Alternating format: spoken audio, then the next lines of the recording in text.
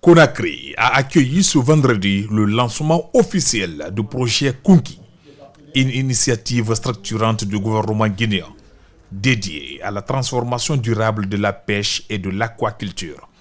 La cérémonie, présidée par le Premier ministre Amadou Ouriba, s'est tenue en présence des partenaires techniques et financiers et des acteurs du secteur. Dotée de plus de 130 millions de dollars avec l'appui de la Banque mondiale, de l'Agence française de développement et du Fonds ProBleu. Le projet vise la modernisation des infrastructures, le développement de la pisciculture et la gestion durable des ressources halieutiques. Le projet Kounki s'inscrit dans la continuité des grandes orientations stratégiques qui dessinent l'avenir de la Guinée.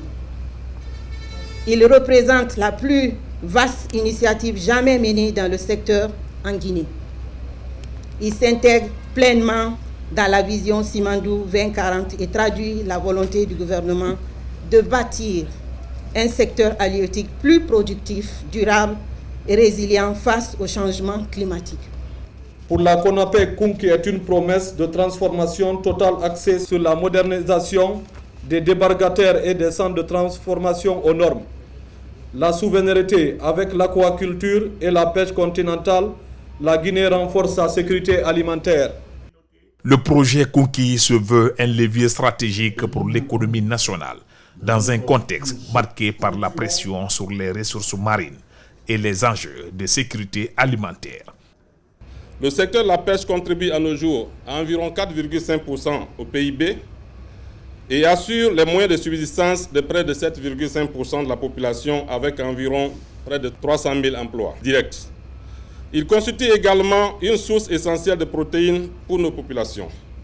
Pourtant, ce potentiel reste encore insuffisamment valorisé en raison des contraintes structurelles, de la faiblesse des infrastructures, de l'accès limité au financement, de la pression des ressources sur les ressources et des effets au changement climatique.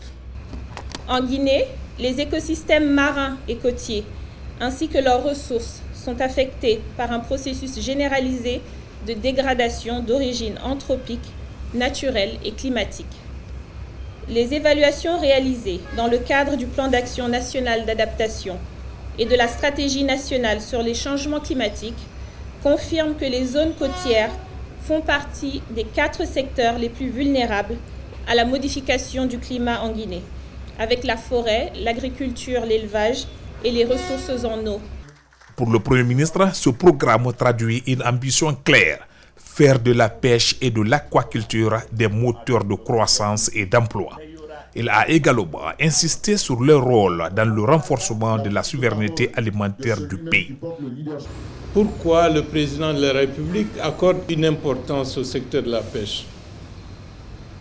Il y a ce que je viens de dire tout à l'heure, mais derrière le secteur de la pêche, lorsque vous voyez toute la bande des 300 km, des centaines de milliers de personnes, principalement des femmes, vivent des produits de la pêche, dont les marieuses. Et comme vous le savez, il a décidé de décerner son septennat aux femmes. D'où la nécessité absolue, monsieur le ministre de la Pêche, d'accorder une importance particulière à la mise en œuvre de tout le schéma qui a été lancé, aussi bien dans le cadre du programme Simandou 2026-2030, que dans le cadre des autres initiatives antérieures que vous poursuiviez lorsque vos prédécesseurs avaient déjà lancé les travaux. S'inscrivant dans la dynamique du programme Simandou 2040, le projet participe à la diversification de l'économie guinéenne et à la promotion d'une économie bleue durable, inclusive et créatrice d'opportunités pour les populations.